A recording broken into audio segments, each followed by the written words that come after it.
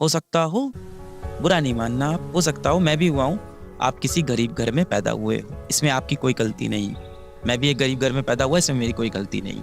पर यदि मैं उस गरीब घर में उस गरीबी के साथ ही मर जाऊंगा तो वहाँ मेरी गलती है। मैंने जीवन में कुछ नहीं किया। जिन माँ बाप ने मुझे उंगली पकड़ के चलना सिखाया, जिस माँ बाप ने मेरे लिए सब कुछ किया, बुढ़ापे में मैं उनको वो सुख नहीं दे पाया।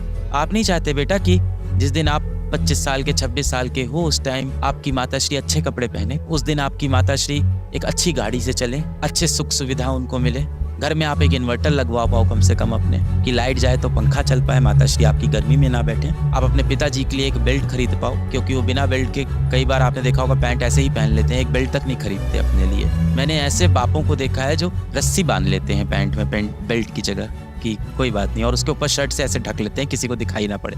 अब आप उस उम्र के हो गए हो कि माँ बाप आपको अब थप्पड़ नहीं मारते, अब ताने देते हैं। इसका मतलब अब समय आ गया है कि आपको अपने जिंदगी की बागडोर खुद से संभालनी होगी। और यदि आपको अपनी माथों की लकीरों को बदलना है तो उसका एक ही रास्ता है, कड़ी मेहनत। मेरी सारी दुआएं, सारी विशेष आपके साथ हैं, हमेशा आपके साथ रहेगी। अगर बेटा आपको लग रहा है ना कि आपकी ज़िंदगी बदलने के लिए कोई एक व्यक्ति आएगा, कोई एक समय आएगा, कुछ ऐसा होगा कि आपकी ज़िंदगी बदल जाएगी, तो आप इस दुनिया के सबसे बड़े मूर्ख हो।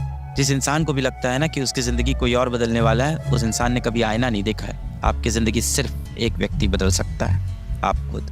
शीशे के सामने खड़े होना इस सेशन के बाद जाके, खुद से सवाल करना कि आपके जीवन का कंट्रोल किसके पास है। खुद से सवाल करना कि 24 साल की उम्र में आप अपने घर वालों को सुख सुविधा देना चाहते हो, या 24 साल की उम्र में आप फिर से इन्हीं कंपटीशन में फंसे रहना चाहते हो। ये सेशन खत्म होने के बाद आज आप फिर से अपना टाइम t=0 लगाएंगे, अपनी ज़िंदगी को फिर से शुरू करेंगे। आपके अतीत में जो गलतियाँ हुई उनको अब आगे नहीं दोहराएंगे, और अतीत के बोझ को लेके हम आगे नहीं बढ़ेंगे, क्योंकि वो हमें हमारा भविष्य सुधारने में मदद नहीं करने वाला। आज अपने भगवान से आप एक बार बात करेंगे, हाथ जोड़ेंगे, जिस भी तरह से आप प्रेयर करते हैं वो प्रेयर करेंगे, अपने माता पिता के पास जाएंगे, क्योंकि वो हमेशा चाहते हैं कि आप सफल हो। पर अब यही एक बात है, जितने बच्चे आपने देखा है कॉम्पिटिटिव एग्जाम निकालते हैं, उन सभी के माता पिता ये चाहते हैं कि उनका बच्चा जरूर से सफल हो।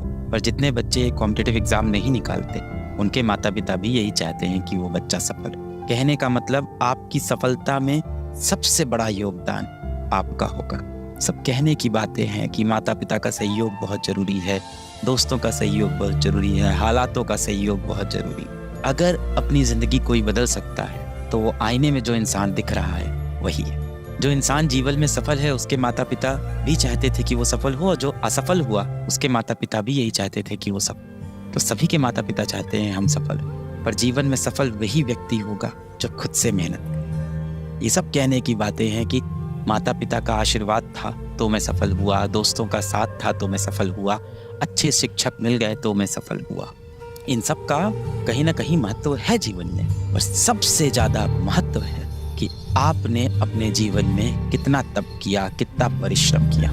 आपकी ज़िंदगी सिर्फ एक ही व्यक्ति बदल सकता है, वो जो आईने में आपको हर रोज़ दिखता है, वही आपकी ज़िंदगी बदल सकता है। दुनिया तो आपसे कहती है कि आप सही वक्त का इंतज़ार करो, पर मेहनत आपसे कहती है कि हर रोज़ अपना वक्त लाने के लिए प्रयास करो। सिर्फ एक ही जगह दिक्कत है, और उस दिक्कत का नाम है जो आपको बीमारियां हो गई हैं। उन बीमारियों को जड़ से भगाएंगे, माता पिता की शरण में जाएंगे, भगवान की शरण में जाएंगे। आज हम लोग, जैसा कि ये बच्चा भी आया था, आपको मोबाइल का इस्तेमाल नहीं करना है, कलयुग के जो शैतान हैं इनसे दूर होना है, रात को समय पे सोने की कोशिश करनी है।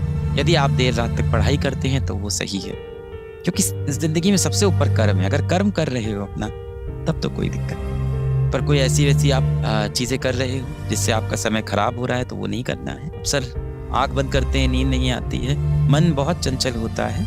अभी मैं पिछले बैच में भी बता रहा था कि मन हमारा एक नवजीवित पशु जैसा, एक नवजीवित पशु जो होता है, जब आप देखो घोड़े का बच्चा होता है तो वो इधर उधर भागता रहता है, क्योंकि उसके ऊपर कोई लगाम नहीं लगाता।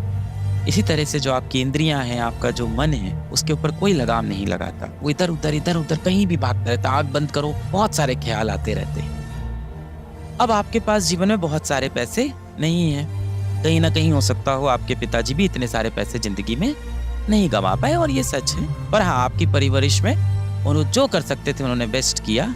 आपको सबसे अच्छे स्कूल में पढ़ाया, आपको सबसे अच्छी कॉपी किताब खरीद के दी, सबसे अच्छे कपड़े पहनाए, अपनी सारी इच्छाएं मार के आपके लिए सारी चीज़ें त्याग किया और आपको इस तरह की कोचिंग भी ज्वाइन कराई। बहुत सारे पैसे तो आपके जीवन में हैं नहीं। सबसे कीमती